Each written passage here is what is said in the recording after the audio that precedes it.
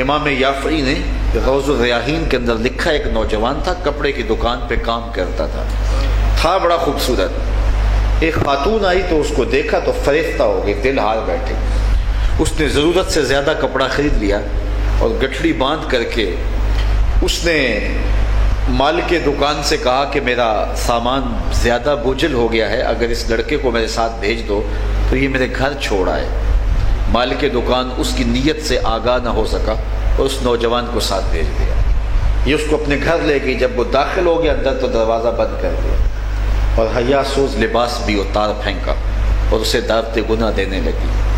لیکن یہ اللہ کا بندہ نوجوان صرف حسین ہی نہیں تھا، اللہ کا ولی بھی تھا۔ ہمیشہ اس نے اپنی جوانی کے تقدس پہ پہرا دیا۔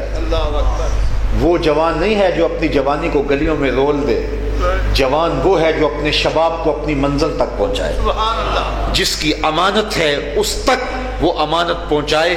ہے شباب اپنے لہو کی آگ میں جلنے کا نام۔ اس جوانی چوکوں اور موڑوں پہ کھڑا ہو کے اپنے تقدس کے جوہر کو برباد کرنے کا نام نہیں ہے۔ جوانی تقدس محب ہوتی ہے جب نوجوان اپنی جوانی کی حفاظت کرتا ہے، بلکہ حضور نے ارشاد فرمایا انا حبیب اللہ الشاب الطائب حبیب اللہ، میں اللہ کا حبیب ہوں، اور جو جوان جوانی میں توبہ کرے وہ بھی اللہ کا حبیب ہے۔ کتنی بڑی بات ہے، جب جوان توبہ کرتا اللہ کا عرش خوشی سے جھوم اٹھتا ہے۔ تو جوان کی عبادتیں، جوان کی توبہ اللہ کو بڑی پسند ہے۔ تو اس نوجوان نے اس کو کہا کہ بی بی میں تیری خواہش پوری نہیں کر سکتا، میں مجبور ہوں۔ لیکن اس نے جذبات کو آگ لگا دینے والا ہر جتن کیا، ہر ہیلا آزمایا۔ نوجوان نے سمجھا کہ کہیں ایسا نہ ہو کہ میری جوانی کا تقدس پامال ہو جائے اور میرے پلے کچھ بھی نہ رہے۔ تو اس کو ایک طریقہ سوجا، تو اس نے کہا کہ تم رکو، میں ذرا واش روم سے آؤں۔ تو وہ باتھ روم میں اندر گیا، پاخانہ کر کے اپنے جسم پہ مل لیا، اور اسی حالت میں جب باہر آیا تو اس عورت کا سارا نشہ اتر گیا۔ اس نے دروازہ کھول دیا، کہا تو کوئی پاگل شخص ہے۔ تو اس نے دروازہ کھول دیا۔ وہ نوجوان دروازے سے باہر آ رہا تھا اور دل ہی دل میں رب کا شکر ادا کر رہا تھا، مالک میرا بدن گندا ہو گیا لیکن من تو ستھرا رہا۔ سبحان اللہ۔ کائنات کا سب سے حسین چہرہ وہ ہے جو جنسی کالک سے محفوظ ہو۔ سبحان اللہ۔ باہر ایک کنواں تھا، وہاں آ کے اس نے غسل کیا۔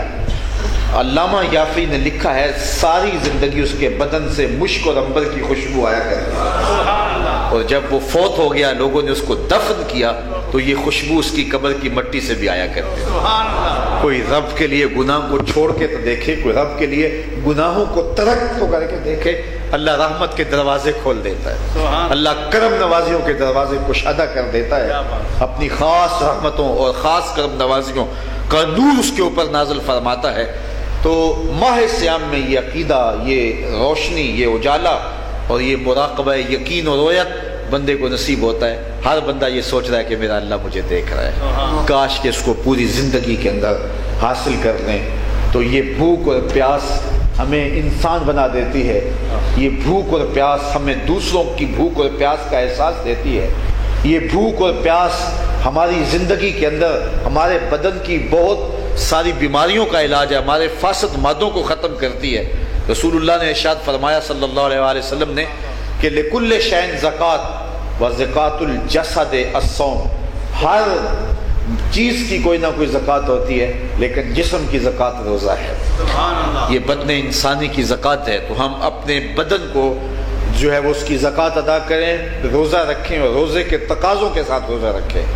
اور فرمایا کہ جو جھوٹ اور جھوٹے کام نہیں چھوڑتا اس کے بھوکا اور پیاسا رہنے کی اللہ کو ضرورت نہیں ہے۔ تو صاحبو آئیے میں اور آپ اپنی زندگی کو روزوں سے منور کریں۔